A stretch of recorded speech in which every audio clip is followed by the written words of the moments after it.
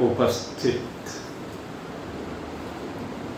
परम सौभाग्यशाली भगवत प्रेमी सज्जन वृंद,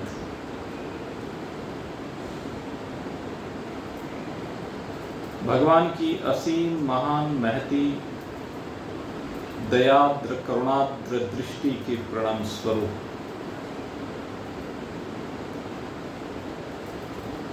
एक प्रेरणा निरंतर हमें प्राप्त हो रही है और वह प्रेरणा इस मनुष्य शरीर की नश्वरता को लेकर, इस शरीर के जीवन काल को लेकर, इस शरीर के माध्यम से किए जाने वाले कर्मों को लेकर निरंतर परमात्मा की ओर से एक प्रेरणा मिल रही है कि ये शरीर नश्वर है। ये शरीर रूपी गाड़ी एक दिन अपनी यात्रा को परिपूर्ण करेगी। यात्रा को परिपूर्ण करने से पूर्व ये शरीर कर्म करने के लिए मिला है। तो इस शरीर के माध्यम से ऐसे कर्म हों, कुर्वन्नेव कर्माणि जिजी विशेषतः समा एवं त्वमिनान्यथे तो अस्ति न कर्म लिप्यते न, कि तू 100 वर्ष तक इस शरीर के माध्यम से जो यात्रा करेगा उसमें तेरे शरीर के माध्यम से ऐसे कर्म होने चाहिए जिससे तू बंधन को प्राप्त ना हो, जिससे तू बेड़ियों में जकड़ा ना जाए, जिससे जिन पूर्व की बेड़ियों में तू जकड़ा हुआ आया है वो बेड़ियां तेरी खुल जाए। आगे के लिए तो बंधन परोसना ही नहीं है, लेकिन पूर्व के बंधन को खोलना है। निरंतर परमात्मा देव ये प्रेरणा जिज्ञासुओं के हृदय में स्फुरित करते हैं और उसी प्रेरणा से स्फुरित होकर के ये तन सत्संग की ओर आकृष्ट होता है और सत्संग में आकर के विभिन्न साधनों से संयुक्त होकर आगे के लिए मुक्ति का द्वार खोलता है। दुखों से छुट्टी हो जाए ऐसा प्रयास करता है, आनंद मिल जाए उसके लिए अनवरत प्रगतिशील रहता है। तो आइए आज भी हम यही प्रयास करें, इस पवित्र विचार सागर ग्रंथ के माध्यम से जो चर्चा वर्तमान में हम कर रहे हैं उस साधनों को लेकर के चर्चा होगी। पहले बहिरंग साधनों को लेकर के चर्चा की गई, फिर अंतरंग साधनों को लेकर के चर्चा की गई। बहिरंग साधनों के अंतर्गत यज्ञ याग आदि विभिन्न परोपकार के कार्य और चित्त की वृत्ति को स्थिर करने के लिए अनेकानेक प्रकार की उपासना की विधियां, इनके ऊपर चर्चा की गई। लेकिन विचार सागर अब आगे की बात और करता है। विचार सागर में जीवन मुक्ति का आनंद प्राप्त करने के लिए अब कहते हैं कर्म और भक्ति दोनों योग से आगे आप अपने पग बढ़ाएं। इन दोनों की सीमा से आगे निकल करके अब स्वरूप बोध की ओर अग्रसर हो, जहां पर सीमाएं समाप्त हो जाएं, आप असीमता में विराजमान हो जाएं, अनंतता से संयुक्त जीवन आपका हो। तो इस प्रकार की चर्चा विचार सागर में की और उसके लिए कहा कि अब आप बहिरंग साधनों से छुट्टी पा करके अंतरंग की ओर आए। और ये जो अंतरंग साधन है इनमें सबसे पहले 4 साधनों की चर्चा की गई। नित्य और अनित्य का विवेक, इहलौकिक और पारलौकिक वैराग्य, 6 प्रकार की संपत्ति, समदम तितिक्षा, श्रद्धा समाधान उपरति और मुमुक्षुता। कहते जिस समय आपके अंदर ये विवेक जागृत हो जाए, आपको ये समझ हो जाए कि नित्य क्या है यहाँ पर और अनित्य क्या है, अर्थात क्या रहने वाला है और क्या यहाँ से चले जाने वाला है, तो जब ये समझ में आ जाए तो समझ लीजिए कि आपको विवेक हो। जब संसार के किसी भी पदार्थ में आपकी आसक्ति ना रहे, और इस मृत्युलोक के संसार की तो क्या चर्चा करें, ऊपर के जितने भी लोकांतरों के भोग कहे गए हैं उनकी भी हम चर्चा ना करें, उनकी ओर भी हम आसक्त ना हो, ये वैराग्य है। इसके बाद 6 प्रकार की संपत्ति,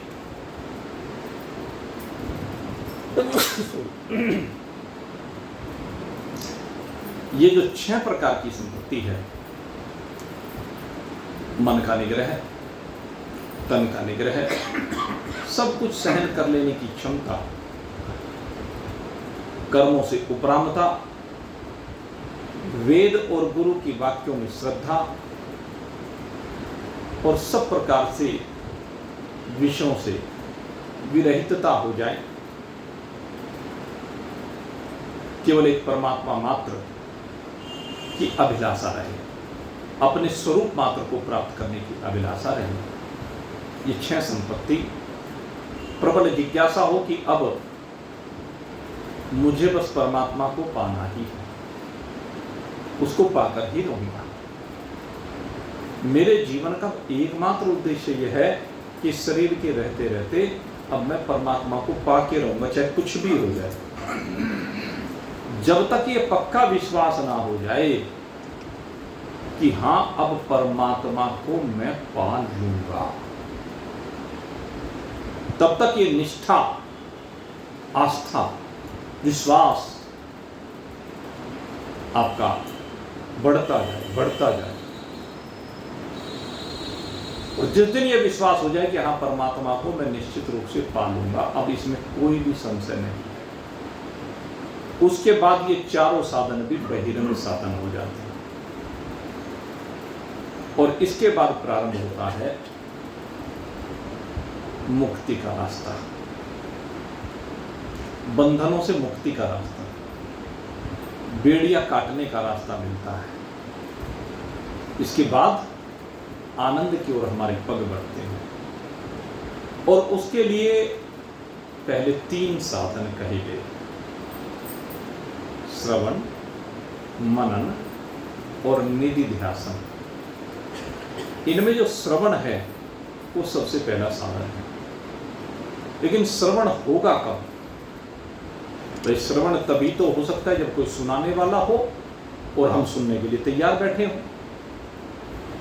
जब तक हम सुनने के लिए तैयार ना हो और कोई सुनाने के लिए तैयार ना हो तो श्रवण कैसे हो सकता है? शास्त्र का, वेदों का, वेदांत का, गीता का, उपनिषद का अध्ययन तभी तो करेंगे जब कोई कराने वाला हो। तो 2 चीजों का होना आवश्यक है, एक गुरु का और योग्य गुरु का। गुरु भी कौन?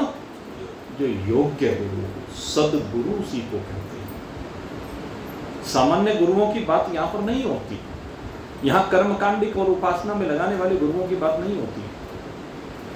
यहां एक ऐसे ब्रह्मनिष्ठ, ब्रह्मवित्त गुरु की आवश्यकता होती है जिसके संदेहों की निवृत्ति हो चुकी है।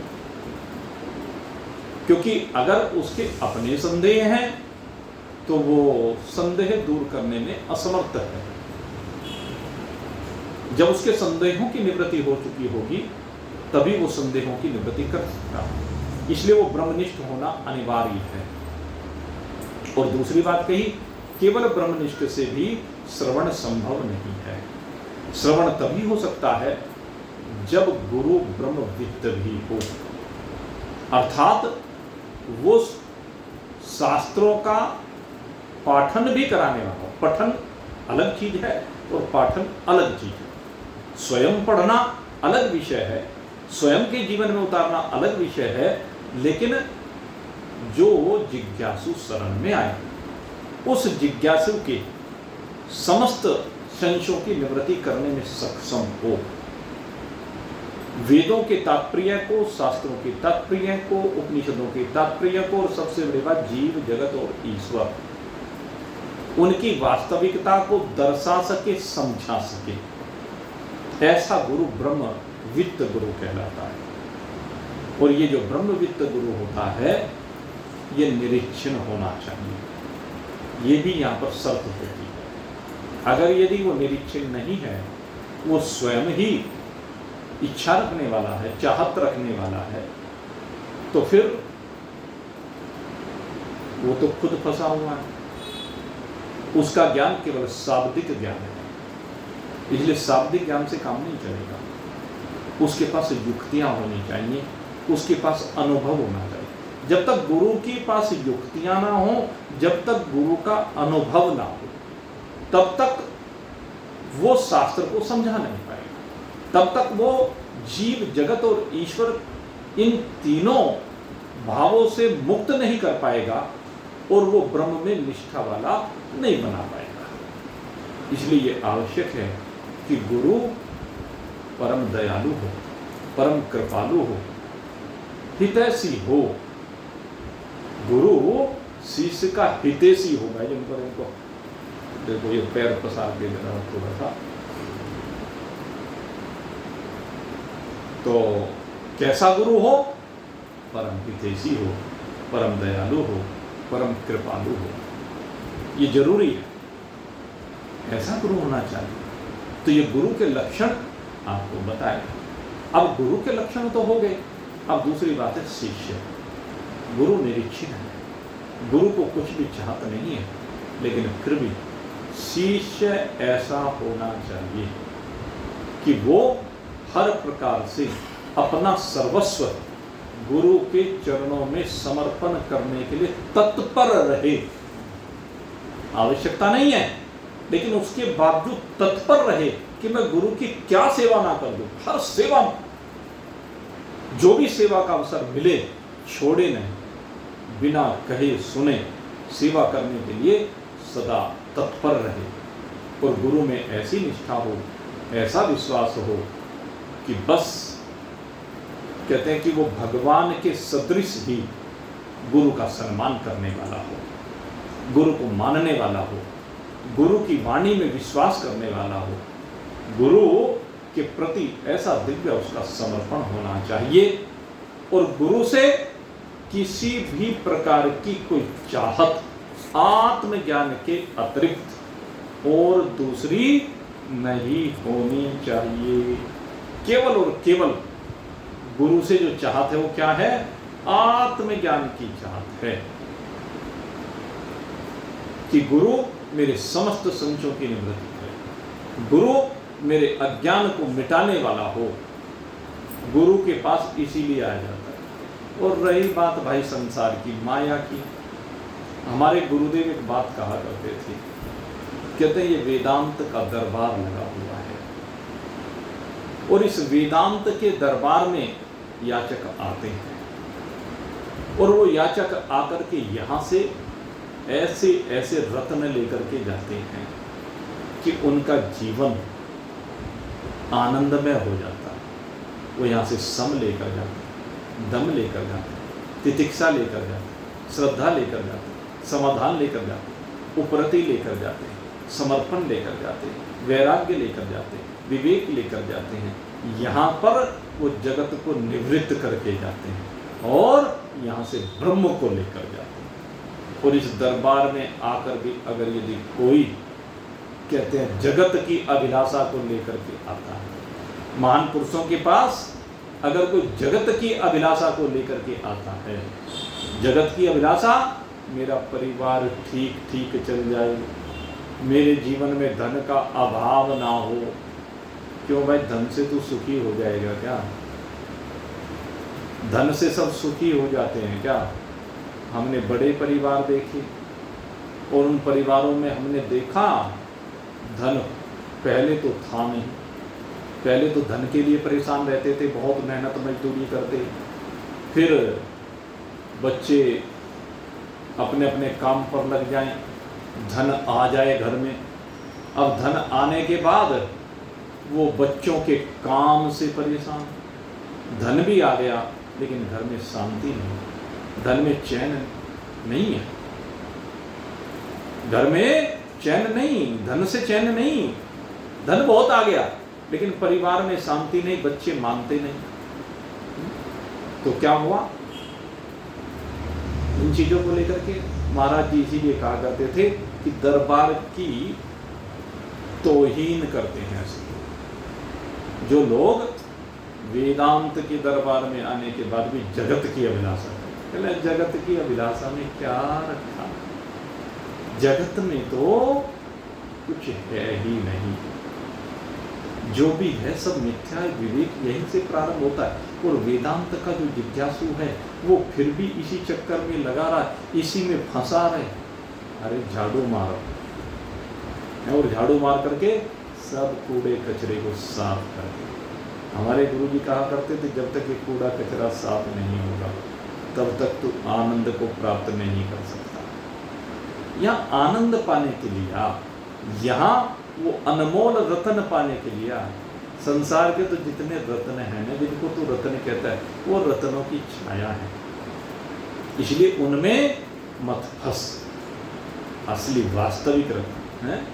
नकल माल अब तक देखा, अब असल माल का बन भोगी। नकल माल अब तक देखा, अब असल माल का बन भोगी। अब अपने वतन को चले योगी, दुनिया का मेला देख चुके, अब अपने वतन को चले योगी। अरे दुनिया में तो तूने बहुत उतार चढ़ाव देख लिए हैं, अब दुनिया के उतार चढ़ावों से बाहर निकल करके, अब दुनिया के नकली माल से बाहर निकल करके अपने असली माल में आ। और असली माल क्या है? एक राम रतन धन, केवल यही एक असली माल है, इसके अलावा दूसरा कोई भी माल नहीं है। और ये माल तुझे मिलेगा कब? एक दिन हमने चर्चा की थी आपको संसार और संस्कार की। एक संसार होता है, एक संस्कार होता है। संस्कार अंदर रहता है और संसार बाहर रहता है, लेकिन ये बाहर का जो संसार है ये अंदर के संस्कारों से चलता है। संस्कारों से संसार का जन्म होता है, संसार का चलन होता है, लेकिन ये चलता हुआ संसार, ये बहता हुआ संसार, ये अनित्य संसार फिर से संस्कारों को जन्म देता है और वो संस्कार फिर से अंदर चले जाते हैं और वो फिर से गए हुए अंदर संस्कार फिर से संसार को जन्म देते हैं। तो मेरे मित्रों, संसार और संस्कार, इन दोनों को खेल को समझना है और इन दोनों से ही बाहर हो जाना है। चक्कर क्या होता है कि जन्म जन्मांतर के पड़े हुए संस्कार इस व्यक्ति को भ्रमाते रहते हैं और उन जन्म जन्मांतर के संस्कारों के कारण से ये फंसा रहता है। जागृत में नहीं, स्वप्न में भी ये जीव फंसा रहता है। स्वप्न में भी उन संस्कारों से बाहर नहीं निकलता। कारण जन्म जन्मांतर के जो संस्कार हैं वो सूक्ष्म शरीर में संग्रहित हैं और सूक्ष्म शरीर जागृत में भी एक्टिवेट है और स्वप्न में भी एक्टिवेट है। कारण ये जागृत में जब ये एक्टिवेट है तो इस भौतिक में, इस स्थूल भौतिक में वो लगा रहता है और स्वप्न अवस्था में सूक्ष्म भौतिक में लगा रहता है और उस कारण से वो संस्कार उसे आगे नहीं बढ़ने देते। वो स्वप्न में भी संसार का निर्माण करते हैं क्योंकि संस्कार जो अंतःकरण में है वो उस अवस्था में भी बारंबार संसार को जन्म देते हैं, वहां सूक्ष्म संसार को जन्म देते हैं और जीव फंसा रहता है उन्हीं प्रबल संस्कारों में क्योंकि जन्म जन्मांतर के अनंत कोटि जन्मों के संस्कार हैं। अब उन संस्कारों को मिटाना है। जब तक वो संस्कार नहीं मिटेंगे तब तक न तेरा स्वप्न का संसार मिटेगा, न तेरा जागृत के संसार से तेरी छुट्टी होगी। इन दोनों में अनित्यत्व का भाव तब तक नहीं आएगा जब तक वो संस्कार तेरे नहीं मिटेंगे। उन संस्कारों को तू धोएगा नहीं, और वो संस्कार धोए कैसे जाएंगे? स्वच्छ जल की धारा से। एक तो उसमें क्या होता है कि सबसे पहले उसमें अपने हृदय का मैल साफ करना होता है, और मैल साफ करने के लिए सबसे बड़ा साधन है परोपकार। अपने धन को, जो भी तेरे पास धन है, उसे परोपकार में लगा। परोपकार में लगाने से क्या होगा? तेरे संस्कार बदल जाएंगे, और वो संस्कार बदलने से वो जो मैल भरा पड़ा है वो निकल जाएगा। पहले दूसरी बात, वो बार बार फिर से उन्हीं संस्कारों में जाता है, चित्त विकसित रहता है, तो उसके लिए जरूरी है कि तू निरंतर भजन कर। उसके लिए भजन का किया जाना बहुत जरूरी है। और दूसरे की युक्ति में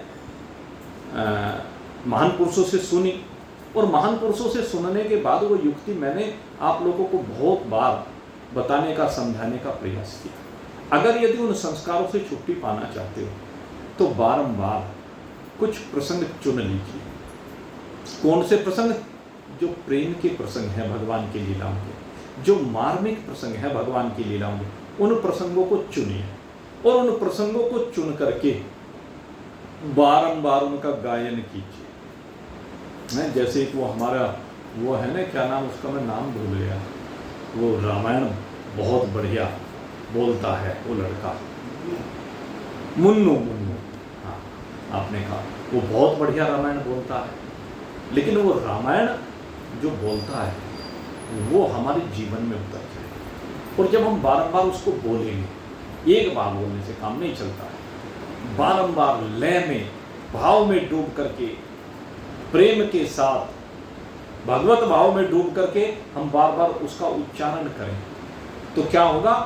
एक तो भगवान की उसमें कृपा होगी, दूसरे तुम्हारा जो भाव होगा, आंखों से आंसू पड़ेंगे ना, प्रायश्चित हो जाएगा, और उस प्रायश्चित के कारण से तुम्हारे सारा विक्षेप समाप्त हो जाएगा। क्योंकि विक्षेप ही है अंतःकरण का जो आपको सही दिशा में बढ़ने नहीं देता। तो इसलिए जरूरी है कि आपका ये जागृत का संसार भी और आपका स्वप्न का संसार भी, दोनों संसार आपके ठीक ठीक चले, उनमें आपके भाव साफ साफ, सुंदर सुंदर भगवत प्रेम के भाव बने।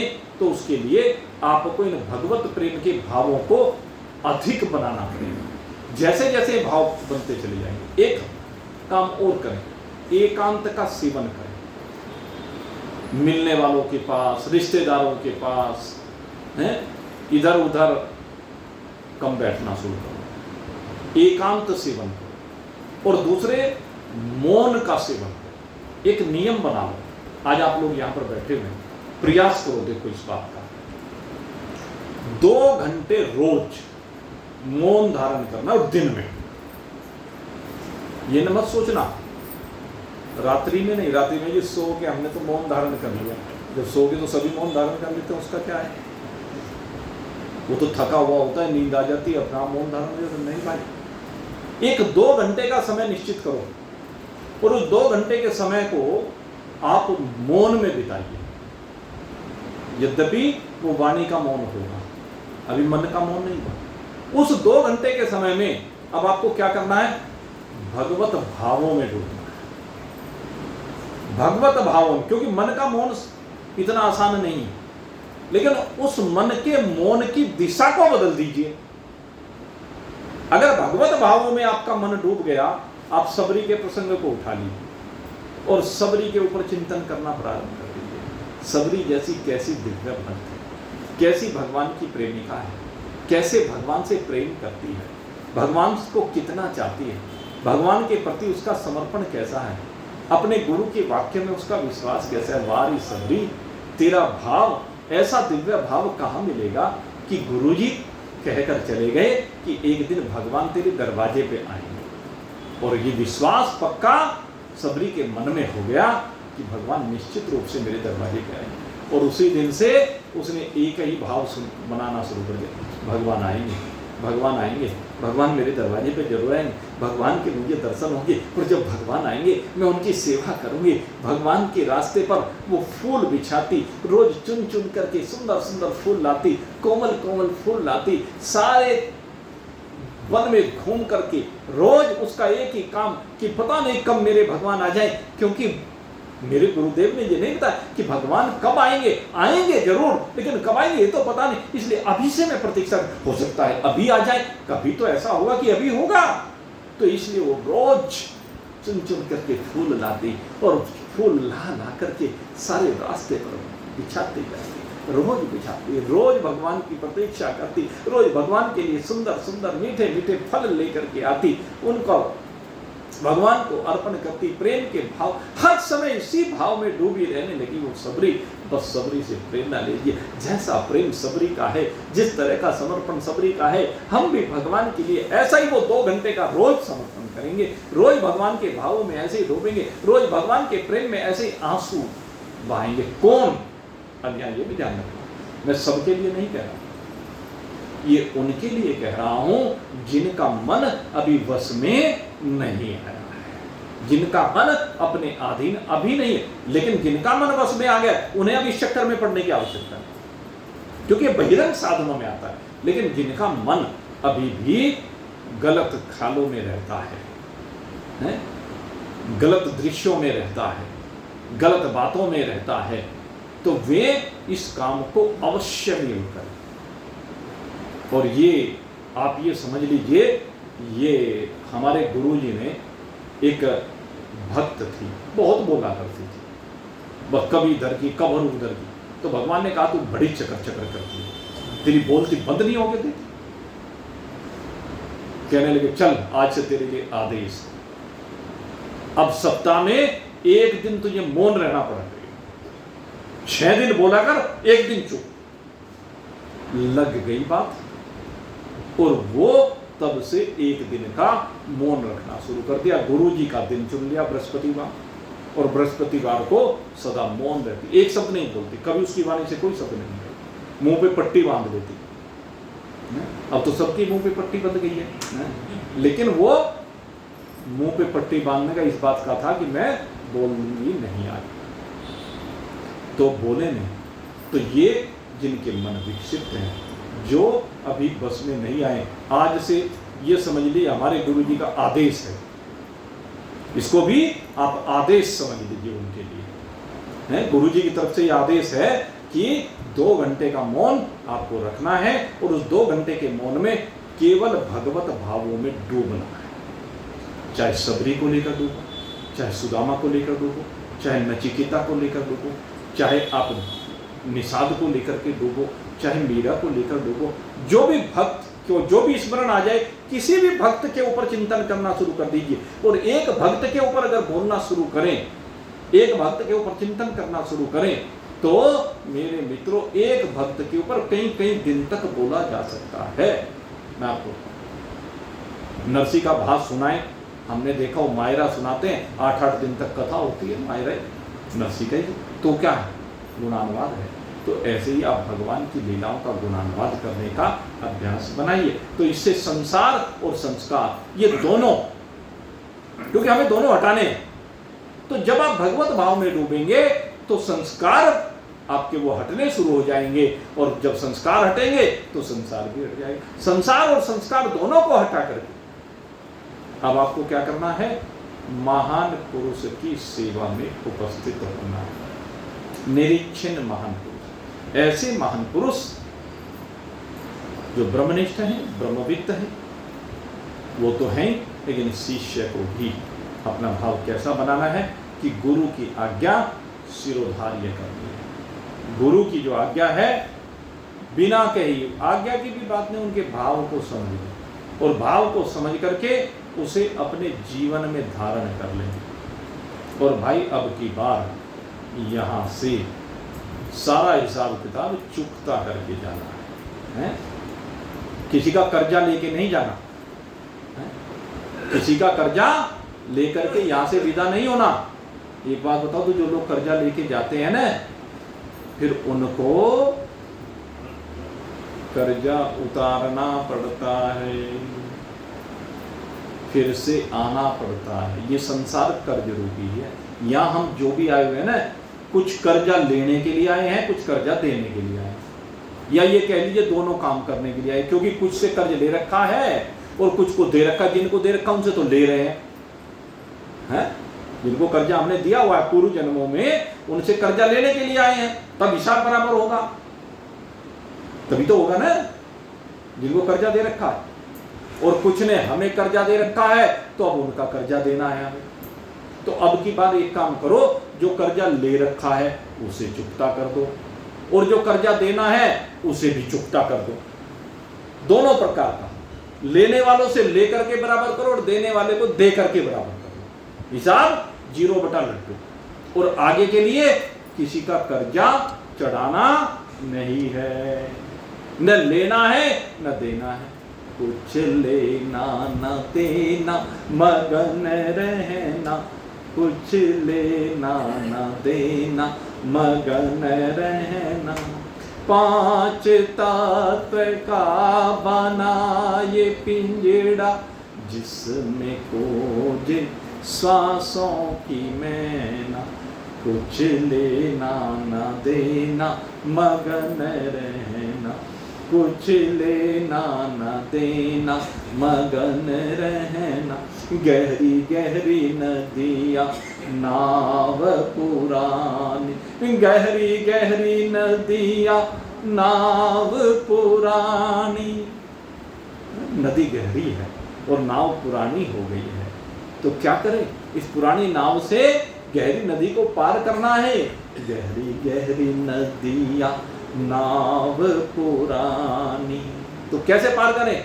खेवटिया से मिल रहना, कुछ लेना न देना, मगन रहना, कुछ लेना न देना, मगन रहना। तो नियम क्या बनाए? अब की बार हमें किसी से कुछ नहीं लेना देना। अजी काम कैसे चलेगा भाई? बड़े बुजुर्ग कह गए हैं, उतने पैर पसारिए जितनी चादर होई। प्रारब्ध में जो मिल रहा है इस शरीर के लिए, बस उससे संतुष्ट रहना सीखो। नहीं तो हवस की खोपड़ी भरी ना भरे। तुम्हारे पास तो है क्या? किसी के पास 10 लाख होंगे, 20 लाख होंगे, 50 लाख होंगे, करोड़ होंगे, 10 करोड़ होंगे, 50 करोड़ होंगे। मुझे दिखाई नहीं देता वैसे कोई यहाँ पे ऐसा जिसके पास इतने हों, हैं? लेकिन चलो मैं तो कह देता हूँ, भाई तुम 10, 20, 50 करोड़ नहीं, तुम ये देखो वो थे ना, वो पीछे घोटाले हुए बहुत, वो रमेश क्या जिया रमेश नाम मेरे ध्यान नहीं क्या था, तो ये भी गिनती नहीं होते कि कितने करोड़, 10 लाख करोड़, 10,000 करोड़, 50,000 करोड़, ऐसे ऐसे घोटाले। अब लिखने में भी सोचना पड़ता है कि इसे लिखें क्या है? उनका इतने घोटाले करके भी पेट नहीं भरता, इतने रुपए घर में रख के भी उनका पेट नहीं भरता, उनकी हवस की खोपड़ी नहीं भर के देती। सोच के देखो, बूढ़े बूढ़े व्यक्ति, ये संसार की हवस ऐसी है? ऐसे ऐसे व्यक्ति, वो दिग्विजय सिंह बैठा हुआ है कांग्रेस में, 65 साल का बूढ़ा होकर के शादी कर रहा है। सोच के देखें ये क्या है? ये इस मन की आसक्ति है। ये चिंतन करके देखें, ये विकृत मानसिकता का प्रतीक है। जाती नहीं है हवस की खोपड़ी, इसको समाप्त करके जाना है। अब की बार आपको इन लोगों से प्रेरणा लेनी है, वो आपके प्रेरक हैं, उनको देख करके प्रेरणा लेनी है, उससे वैराग्य आपको अपने अंदर उत्पन्न करना है। तो अब की बार यहां से हिसाब बराबर करके जाओ भाई, कुछ लेना ना देना। अब इन चक्करों से बाहर निकलो। अधिकांश लोग रिटायरमेंट वाले हैं और जो नहीं है बाकी रिटायरमेंट की तरफ बढ़ रहे हैं, तो जो उनसे बढ़ रहे हैं, चलो थोड़ा बहुत उनके लिए तो कुछ अभी ये है कि माफी है कह लीजिए, लेकिन जो उनसे रिटायरमेंट वाले लोग हैं, रिटायर हो चुके हैं, उनके लिए कोई माफी नहीं। क्यों भाई? उनकी तो घंटी बजली, बस ये समझो, बस थोड़े ही समय है। अब बुरी मत लग रही होगी, हकीकत बता रहा हूं मैं तो। इसमें बुरा मानने वाली कोई बात नहीं, घंटी तो बज रही है, सबको पता है? जितनी बजनी थी बज ली, अब तो बस ये अब हिला रहे हैं हम मुश्किल से, जबरदस्ती जितनी, चलो जब तक वो जबरदस्ती जो भी बज रही है तो राम नाम की घंटी बजा लो।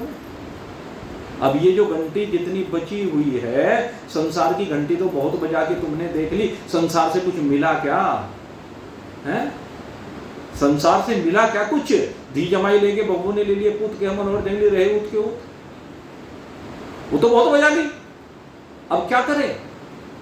अब राम नाम की घंटी बजा ली, क्योंकि राम का नाम ही है जो आपको सुख दे सकता है, जो आपको आनंद दे सकता है, और कुछ नहीं। और ये राम नाम की घंटी बजाने के लिए, ये राम रतन धन प्राप्त करने के लिए आपको कहाँ आना पड़ेगा?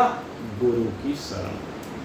तो अब श्रवण करने के लिए आवश्यकता है गुरु की शरण की, और गुरु की शरण के लिए गुरु की सेवा। जैसे भी जिससे बने गुरु की सेवा अधिक से अधिक करे। शास्त्र कहता है गुरु तो सेवा ले नहीं और शिष्य सेवा छोड़े नहीं, दोनों बात है।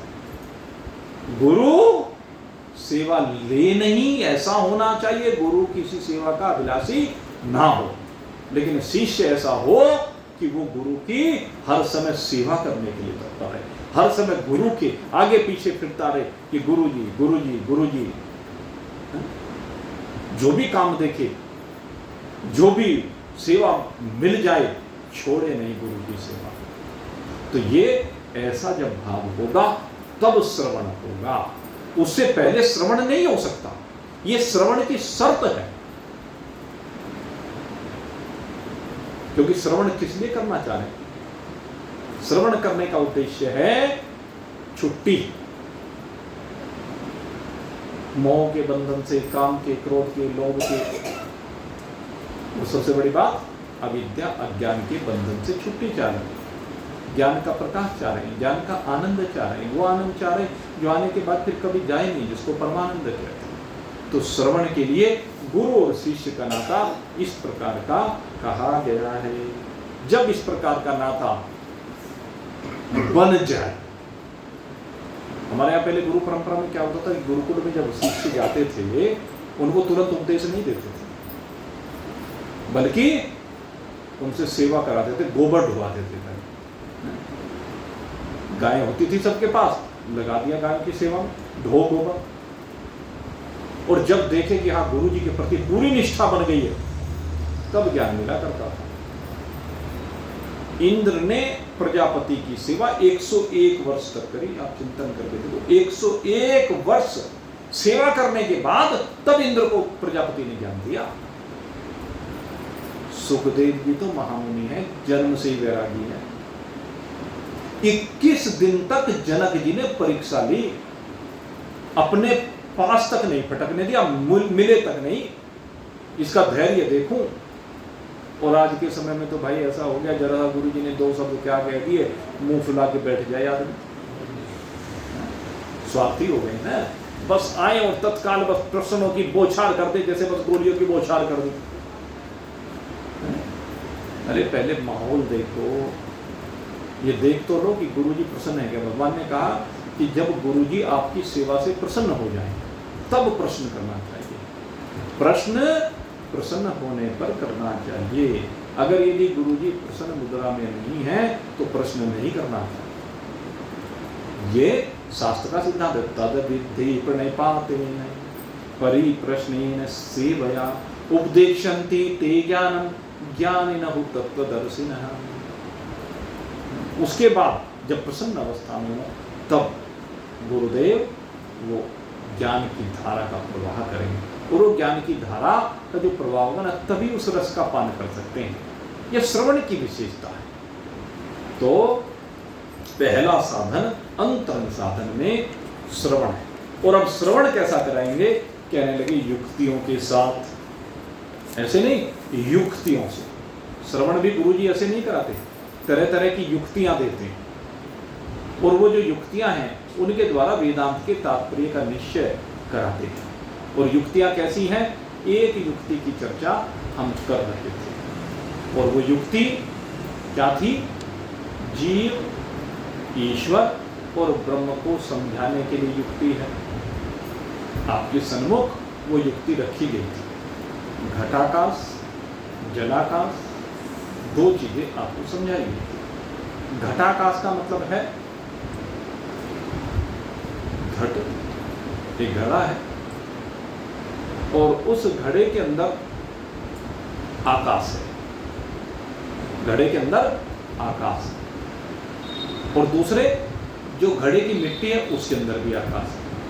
ये दोनों मिलकर के घटाकाश कहलाते हैं। दूसरा जलाकाश कहा। जलाकाश का मतलब जब घड़े के अंदर जल भर दे तो उस घड़े में एक तो जल हो गया, दूसरे उसमें आकाश हो गया। घटाकाश तो है ही नजू का, तो घटाकाश में जलाकाश उड़ा गया और जलाकाश के आते ही उसमें प्रतिबिंब पड़ गया। जैसे ही घटाकाश में जलाकाश आया, जलाकाश के आते ही उसमें शेष आकाश का प्रतिबिंब पड़ गया, महाकाश का प्रतिबिंब पड़ गया। तो वहां तीन चीज हो गई, घटाकाश हो गया, जल हो गया और जल में प्रतिबिंब हो गया। तो ये तीन चीजें हुई। ये तीन चीजें मिला करके जलाकाश कहलाता है। अब इसको समझो, घटाकाश का मतलब क्या है और जलाकाश का मतलब क्या है। जलाकाश जीव भाव का प्रतीक है। क्या है जलाकाश? जलाकाश का मतलब है जीवपना। अविद्या रूपी जल, अविद्या क्या है? जल के समान है। और इस जल में ब्रह्म का प्रतिबिंब, आकाश का प्रतिबिंब। आकाश का प्रतिबिंब क्या है? ब्रह्म का प्रतिबिंब, जिसका नाम है चिदाभास। और तीसरे घटाकाश। घटाकाश का मतलब ब्रह्म, आत्मा, कूटस्थ, जो कूट कूट के उसमें भरा हुआ है। तो तीन चीजें हुई, आत्मा हुई, अविद्या रूपी जल हुआ और प्रतिबिंब रूपी चिदाभास हुआ। ये तीनों मिलकर के जीव कहलाता है। ये जो जीव है इस घड़े के अंदर से, अब घटाकाश तो जो का तो है, लेकिन ये जो जीव है, जल है, ये अंतःकरण के समान है। ये अंतःकरण कह लीजिए, सूक्ष्म शरीर और कारण शरीर कह लीजिए, ये बार बार एक दूसरे शरीरों में आवागमन करता है, इसका आना जाना होता है। लेकिन ये जो घटाकाश है ये अचल है, क्योंकि घटाकाश क्या है? आप घड़े को फोड़ दो, घड़े को जब हम फोड़ देते हैं तो घड़े के अंदर का आकाश कहाँ गया? जो बाहर का आकाश है उसी आकाश में मिल गया। बाहर का आकाश कैसा है? व्यापक है, सर्वव्यापी आकाश है, वो सब जगह पर है आकाश। तो वो तो सदा है, उसे कहीं जाने की आवश्यकता नहीं, वो कहीं आता जाता नहीं। घड़े का आकाश स्थिर रहता है, जहां भी अंतःकरण जाता है वहीं पर दूसरा घड़ा मिल जाता है, दूसरा शरीर मिल जाता है। मनुष्य शरीर रूपी ये स्थूल शरीर यहां छूटा तो इसके बाद दूसरा शरीर मिल गया, तो मिल गया ना दूसरा शरीर, उसमें फिर वो तो वहां जाके बैठ गया। तो परमात्मा तो वहां भी जो का तो है, आकाश तो वहां भी जो का तो है। आकाश को यहां से वहां जाने की आवश्यकता नहीं पड़ी। कौन जाता है? ये अंतःकरण जाता है, और जहां भी अंतःकरण जाता है वहीं पर परमात्मा चूंकि सब जगह है, वहीं पर उसका प्रतिबिंब पड़ जाता है। वो प्रतिबिंब इसके अंदर विक्षेप उत्पन्न करता है, हलचल उत्पन्न करता है, चेतना उत्पन्न करता है, वही सब कुछ कराता है। और उसी को हम जीवपना जब हम कहते हैं तो वही जीवपने के लक्षणों से संयुक्त होता है, वही सब कुछ कराता है। वो चिदाभास जो चिदाभास ही करता है, चिदाभास ही भोगता है ये जीव। तो दो आकाश तो ये हो गए, एक जलाकाश, एक घटाकाश। और ये मैंने बहुत विस्तार के साथ पिछले सत्संग में आपको समझाया। पूरा सत्संग इसी के बात के ऊपर हुआ था।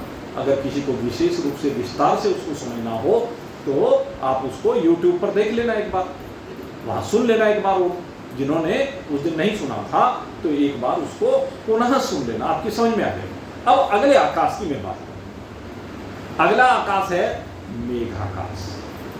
मेघाकाश और महाकाश। मेघाकाश का मतलब जैसे मेघ होते हैं। अब मेघ जो है जलकुंड में भी है, मेघ जो है, और मेघ व्यापक है। घड़ा तो इतना सा है, छोटा सा, लेकिन मेघ व्यापक है। सारी यूपी में छाए हुए हैं, बिहार में छाए हुए हैं, उड़ीसा में छाए हुए हैं, बंगाल में छाए हुए हैं, महाराष्ट्र में छाए हुए हैं, केरल में। वो अलग बात है कि यूपी में, हमारी पश्चिमी यूपी में नहीं बरस रहे, बिहार में बरस रहे हैं, पूर्वी उत्तर प्रदेश में बरस रहे हैं, पहाड़ में ऐसे बरसे कि वहाँ तबाही मचा के रख रखी है, यहाँ नहीं बरस रहे, बाकी सब जगह बरस रहे, वो अलग बात है। तो कहीं बरस जाए कहीं ना बरसे, तो हवा का काम है, कहाँ बरसा दे और कहाँ ना बरसा दे, गुस्सा कहाँ जाए और कहाँ ना आए, हैं? कितनी बड़ी से बड़ी घटना पर गुस्सा ना आए, आदमी धैर्य रख ले, हैं? और छोटी छोटी बात पर कहाँ बरस पड़े, इस बात का कुछ पता नहीं। तो ऐसे मेघ का है, उसकी इच्छा है भाई, जहां चाहे बरस जाए और जहां ना चाहे ना बरसे। जहां धैर्य के साथ रुक जाता है वहां बरस जाता है, और जहां धैर्य नहीं होता वहां से भाग जाता है। यही तो है, लेकिन है तो मेघ सब जगह। तो ये जो मेघ है, कहते इस मेघ में जल भरा हुआ है, इस जल के अंदर भी परमात्मा का या आकाश का प्रतिबिंब पड़ता है, महाआकाश का। यहाँ भी तीन चीज हो जाती है, क्योंकि ये बहुत व्यापक तत्व है। मेघ भी बड़ा व्यापक है, बहुत दूरी में फैला हुआ है। ये भारत में नहीं भाई, पाकिस्तान में, बांग्लादेश में, चीन में, जो हमारे शत्रु देश है वहाँ भी फैला हुआ। ये उनके साथ भी दुरांत नहीं करता है, वो दुष्टों के यहाँ भी चला जाता है, रोक टोक नहीं है, वो दुष्ट भी उसका स्वागत करते हैं, क्योंकि सबको जरूरत है, दुष्टों को भी जरूरत है, पानी के बगैर तो किसी का काम नहीं चलता। तो इसलिए वो कहता है कोई बात नहीं, मुझे तो भगवान ने व्यवस्था दी है, मुझे शत्रु और मित्र देखने की बात नहीं कही है मेघ ने। मेघ ये कहता है मेरे लिए शत्रु और मित्र कुछ नहीं है, मेरे लिए सब बराबर है, मैं तो सबके ऊपर कृपा करता हूँ।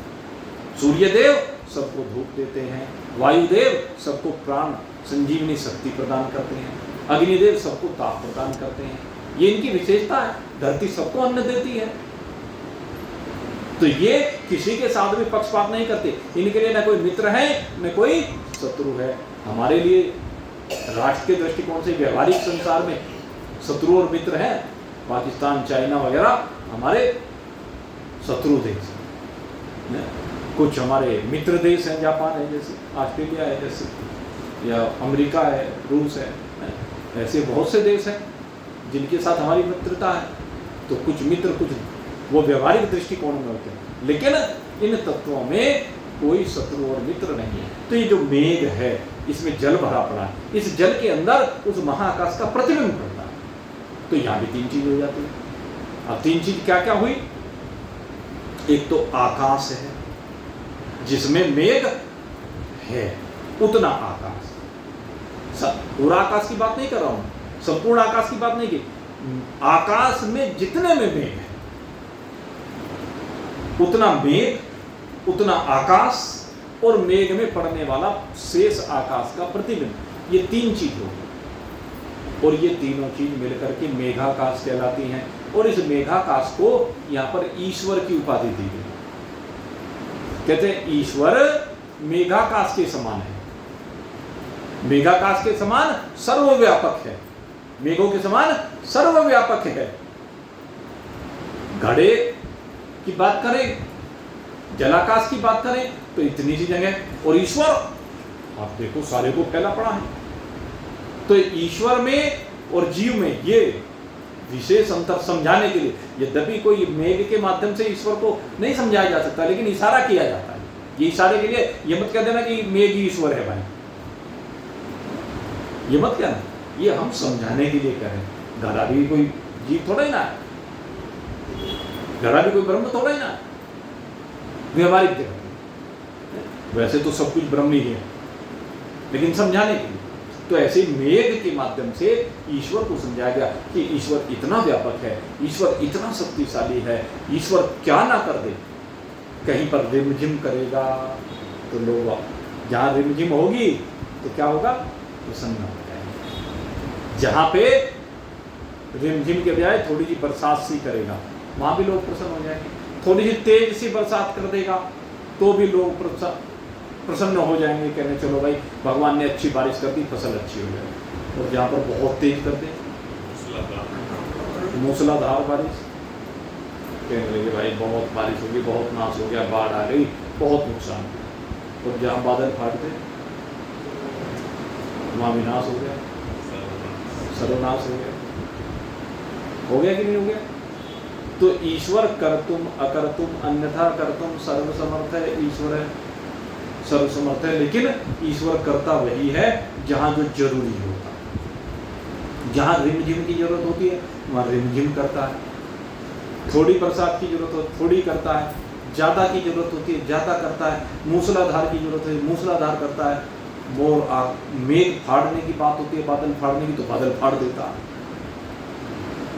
वो हमारा दृष्टिकोण है कि हम उसे किस दृष्टिकोण से लेते हैं, अच्छे से या बुरे से। ईश्वर तो कर्म का फल देता है, कर्म फल का नियंता है, इसलिए किसी को कम देता है किसी को ज्यादा देता है। संतुष्ट रहो भाई, कर्म के अनुसार ही जो तुम्हें मिला है वो कम या ज्यादा मिला है। तो ईश्वर विधान करने वाला नियंता है। तो मेघाकाश के माध्यम से ईश्वर को समझाएगा। अब कहते हैं भाई अब जल तत्व को देखो, घड़े के जल में और मेघ के जल में कोई भिन्नता नहीं है, दोनों एक है। घड़े का जल और मेघों का जल भिन्न है क्या? पहाड़ों पर पड़ी हुई बर्फ का जल, समुद्र का जल, नदी का जल, सरोवर का जल, आपके घर का जल, सारे जल एक ही है, सारे जल है, इनमें कोई भिन्नता नहीं है। भिन्नता अगर होती है तो इनमें पृथ्वी तत्व के मिलने से होती है, उससे इसका स्वाद बदल जाता है। अन्यथा जल में वो भिन्नता नहीं होता, पृथ्वी की भिन्नता है, तो जल में कोई भिन्नता नहीं है। और इसी बात को लेकर के कहा गया ईश्वर अंश जीव अविनाशी। यहां पर कहते हैं ये जो घड़े के अंदर का जल है ये भी ईश्वर का ही अंश है, अर्थात मेघ का ही अंश है, कोई दूसरा नहीं है। तो ये स्थूल भाव को लेकर के कहा गया कि ईश्वर में और जीव में कोई अंतर नहीं है, ये विराट पुरुष को लेकर के कहा गया। लेकिन वास्तव में अगर यदि हम कर्म के दृष्टिकोण से देखें, सत्य के दृष्टिकोण से देखें, ज्ञान के दृष्टिकोण से देखें, तो ईश्वर और जीव में व्यवहारिक रूप से बहुत अंतर है, उन दोनों की कभी भी एकता नहीं हो सकती। लेकिन अगर यदि इन भावों को हटा दें, स्थूल भाव को और सूक्ष्म भावों को, तो फिर देखो मेघ को हटाओ मेघाकाश से, जल को हटाओ जलाकाश से। आप चिंतन करना, जलाकाश में से तो जल को हटा दो, घड़े में बढ़ा हुआ जो जल है उसे हटा दो, तो क्या रह गया? घड़ा रह गया, घटाकाश रह गया। घड़ा और घड़े का आकाश वही तो रह गया। जब जल खत्म हो गया तो जल के साथ ही उसका प्रतिबिंब समाप्त हो गया। ऐसे मेघ को खत्म कर दो, जब मेघ खत्म हो गए तो मेघ में पड़ने वाला प्रतिबिंब समाप्त हो गया। इधर से जीव हट गया, उधर से ईश्वरत्व हट गया। यहां क्या रहा? घटाकाश, और वहां क्या रहा? महाकाश। महाकाश में तो मेघाकाश है, तो वहां महाकाश बच गया और यहां घटाकाश बच गया। और घटाकाश और महाकाश इन दोनों का कोई भेद नहीं है। वो हमने अभी आपको बताया था, घटे को फोड़ दीजिए तो महाकाश और घटाकाश में कोई भेद रहा है? दोनों एक ही तो है। इसी प्रकार से घटाकाश का मतलब है आत्मा, मेघाकाश का मतलब है महाकाश का मतलब है परमात्मा। जैसे जीवपना और ईश्वरपना हटा तो आत्मा और ब्रह्म ये दो रह गए, और आत्मा और ब्रह्म ये दोनों एक ही है, क्योंकि आत्मा और ब्रह्म दोनों में कोई भिन्नता नहीं है। परमात्मा को ही आत्म रूप से कब कहा जाता है? जब जलाकाश की कल्पना होती है, तो जलाकाश के अंदर विराजमान परमात्मा को ही आत्मा रूप से या कूटस्थ रूप से कहा जाता है। तो ये एक युक्ति है जिसके माध्यम से जीव और ईश्वर दोनों की एकता ब्रह्म रूप से सिद्ध की जाती है। तो इस प्रकार से इस युक्ति के माध्यम से समझाया जाता है। ये अभेद की युक्ति है, ये साधक युक्ति, अपने स्वरूप के लिए ये साधक युक्ति है, अभेद युक्ति है, भेद की बाधक युक्ति है, इसके द्वारा मनन किया जाए। तो इस प्रकार से कुछ युक्तियाँ, एक दो युक्ति और भी आपको अभी बताएंगे कल को, और उसके बाद फिर निधिध्यासन की चर्चा है। ये श्रवण हुआ और मनन हुआ, इन युक्तियों के द्वारा आपको बारंबार जो गुरु ने श्रवण कराया है उसके ऊपर मनन करना, जिससे जीव जगत और ईश्वर का भेद समाप्त हो जाए और पांचों प्रकार का भेद समाप्त होकर के आप समस्त भ्रांतियों की निवृत्ति करके अपने स्वरूप में अचल रूप से विराजमान हो। आप सभी के लिए बहुत बहुत शुभकामना करते हुए अब यहीं पर आज के सत्संग को विश्राम दे रहे हैं। कल ठीक 7:30 बजे फिर आपकी सेवा में हाजिर होंगे। बोलिए सच्चिदानंद भगवान